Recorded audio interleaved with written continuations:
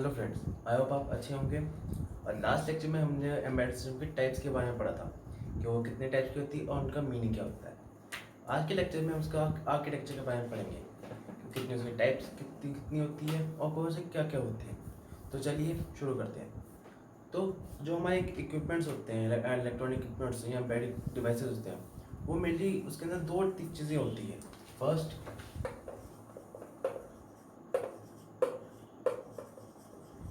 Embedded hardware and embedded software. ये दो चीज़ें होती है। जैसा मैंने फर्स्ट लेक्चर में आपको बताया था कि एम्बेडेड सिस्टम दो चीज़ों से मिलकर बनता है, एक हार्डवेयर और सॉफ्टवेयर। ऐसे ही ये भी सेम ही चीज़ है। इसके अंदर जो हमारे पास हार्डवेयर है, मैं कर लिखूँ हार्डवेयर, इसके अंदर हमारे पास कई सारी चीज़ें होती हैं, जैसे कि माइक्रो प्रोसेसर और माइक्रो कंट्रोलर,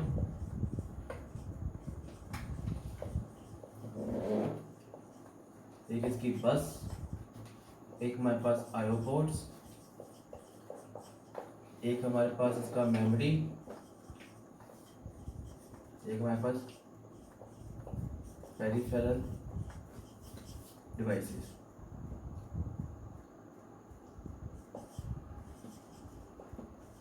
ये और एंड सो ऑन, और भी बहुत कुछ होते हैं, हम बहुत बहुत कुछ चीज़ें लगाते हैं। ऐसे ही हमारे पास सॉफ्टवेयर पे हमारे पास इसके यहाँ होता है एम्बेडेड ऑपरेटिंग सिस्टम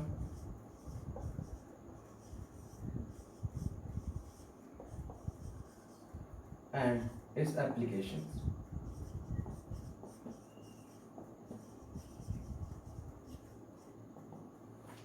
इसका मतलब क्या है, जैसे मैं स्मार्टफोन में या मैं आपके पास जो स्मार्टफोन है उसमें इसका ऑपरेटिंग सिस्टम है, चाहे वो एंड्रॉयड हो, आईओएस है, विंडोज़ हो, साथ में उसकी एप्लीकेशंस भी होगी, जैसे जो भी ऐप्स हमने चलानी है।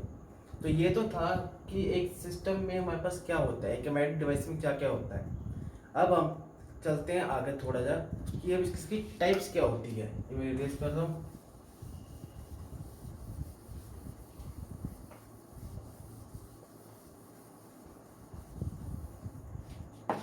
जो हमारे पास आर्किटेक्चर होता है,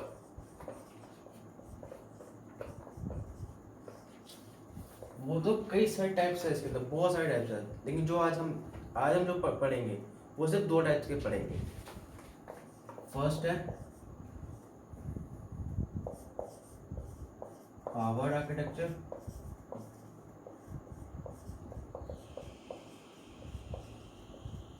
and second von Neumann architecture.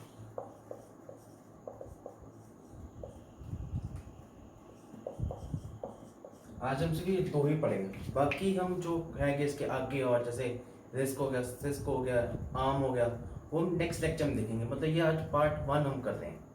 तो चलिए हम इस दोनों को एक एक करके देखते हैं। सबसे पहले हम देखेंगे von Neumann architecture. Von new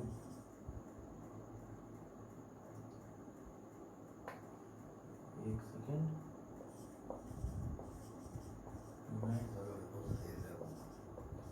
architecture.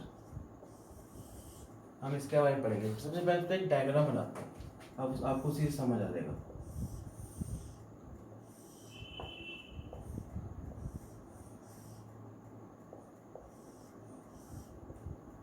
यहाँ पे तो थोड़ा सा बड़ा बना देते हैं।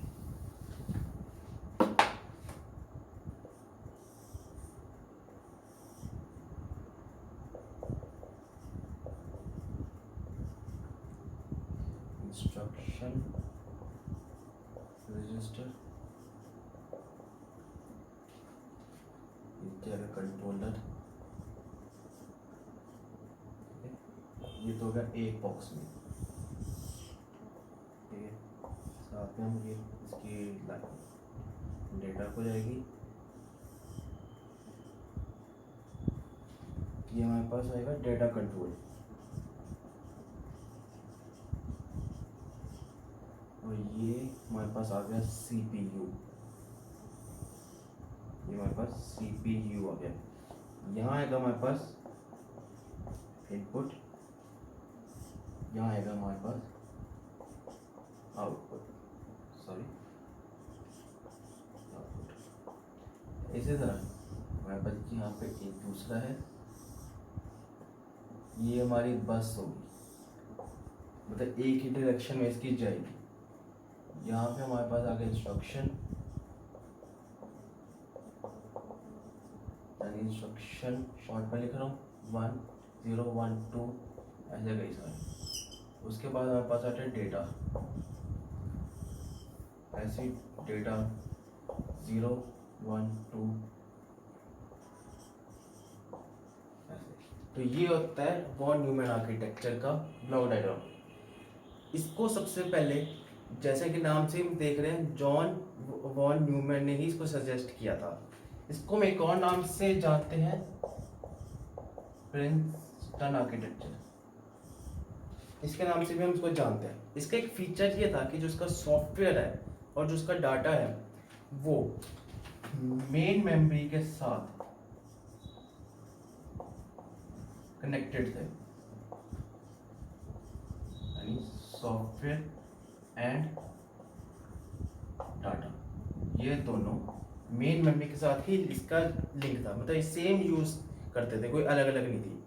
और जैसा कि आप देख सकते हो उसके अंदर इंस्ट्रक्शन और डाटा दोनों एक ही बस के साथ में से कनेक्टेड है, मतलब जो उसका इंस्ट्रक्शन एग्जीक्यूट हो रहा है या इसका डाटा एग्जीक्यूट हो रहा है वो सेम बस को ही यूज करते थे, कोई अलग अलग नहीं था।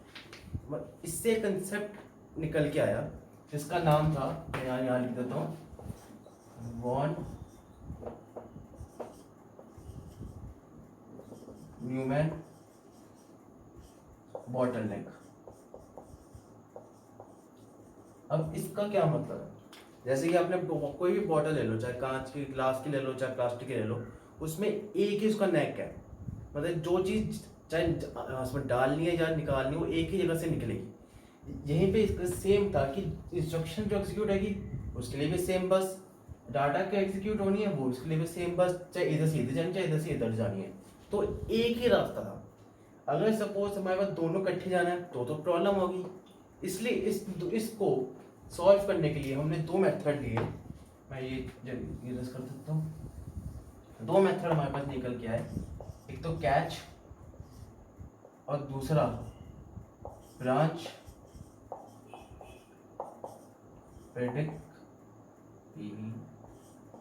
Prediction technology. ये दो चीज़ हमारे पास निकल के आए। अब इन दोनों का क्या मतलब है मैं तो समझा देता हूँ।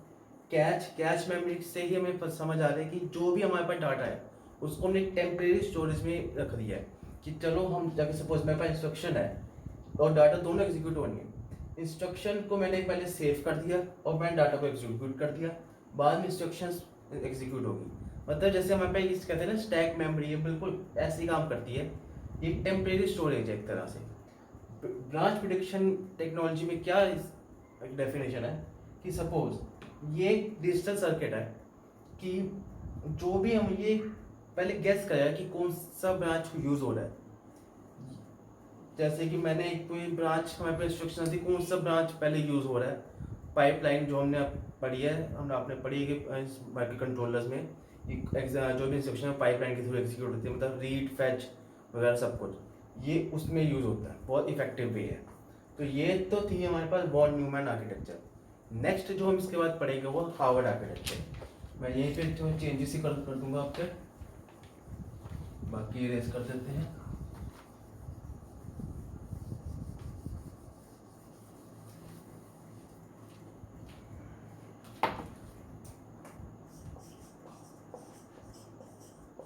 हार्वर्ड आर्किटेक्चर, इसके अंदर सिंपल सा कोई ज़्यादा एक डिफरेंस है जो हमारे पास ये चीज़ है,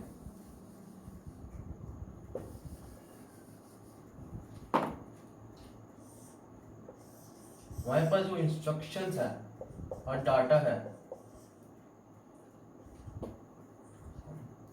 इंस्ट्रक्शन 0 1 2, ये दोनों हमारे पास अलग अलग होते हैं और दोनों डिफरेंट बस यूज करते हैं।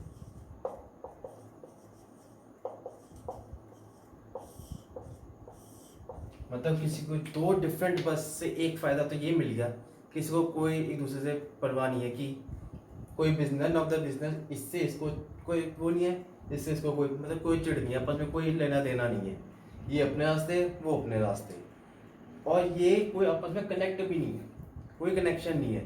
मतलब एक रास्ता ये जा रहा है, एक रास्ता ये जा रहा है, बस एक डाटा इस साइड से आएगा, इस साइड से आएगा, इंस्ट्रक्शन इस साइड से आएगा, इस साइड से आएगा, कोई लेना देना नहीं है। इससे बस एक चीज़ का फर्क पड़ जाएगा कि इसकी मेमोरी ज़्यादा थोड़ी यूज़ होगी, और कुछ नहीं है कि हमारे पास में दो बसें संभालनी है। पहले तो था एक बस वॉन न्यूमैन आर्किटेक्चर में। तो वॉन न्यूमैन आर्किटेक्चर में जो इसका फ़ायदा ये था बस यूज़ करने का कि वो जो जनरल पर्पस और एम्बेडेड डिवाइसेस है वो उसमें यूज़ होते थे। और हार्वर्ड आर्किटेक्चर, इसका यूसेज DSPs में यूज़ होता है, यानी डिजिटल सिग्नल प्रोसेसिंग में यूज़ होता है। उसमें सिग्नल प्रोसेसिंग करने इसलिए अलग अलग बस हम यूज़ करते हैं। बस ये इसके अंदर मेन डिफरेंस यही है कि उसके अंदर इंस्ट्रक्शन और डाटा इकट्ठे होते हैं, इसमें अलग अलग होते हैं। अब इसमें एक छोटा सा मेन डिफरेंस मैं बता देता हूँ हार्वर्ड और वॉन न्यूमैन आर्किटेक्चर में। वो डिफरेंस कैच के ऊपर रिलेटेड है, यानी L1 कैच, यानी लेवल 1 कैच। हार्वर्ड में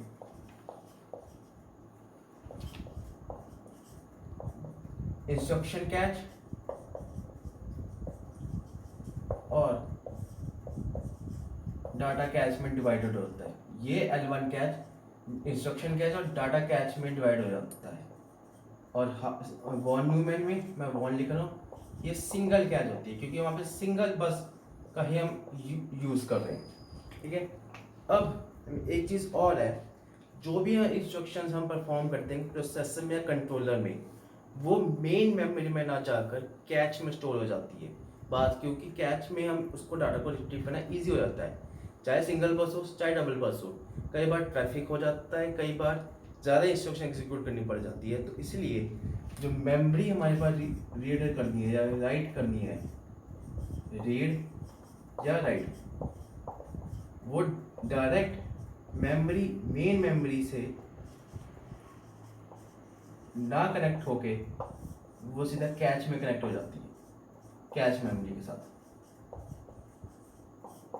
ताकि इसका जो भी डाटा हमने यहाँ स्टोर किया है वो आराम से मेन मेमोरी के साथ में रिट्रीव करना इजी हो जाए, जैसे एक बैकअप प्लान बना लो एक तरह से।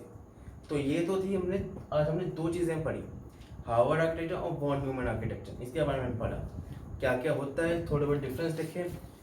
तो आई होप आपको ये लेक्चर पसंद आएगा, और नेक्स्ट लेक्चर में हम माइक्रो प्रोसेसर बेस्ड पढ़ेंगे, जैसे risk architecture, six architecture, arm architecture, MIPS architecture, ये सब इसमें से पढ़ेंगे। तो thank you very much. Hello friends, I hope आप अच्छे होंगे। और एक अनाउंसमेंट थी, हमारा जो चैनल का नाम है वो हमने इजी स्टडी से को चेंज करके टेक एडुकॉम कर दिया, क्योंकि कुछ टेक्निकल प्रॉब्लम्स की वजह से।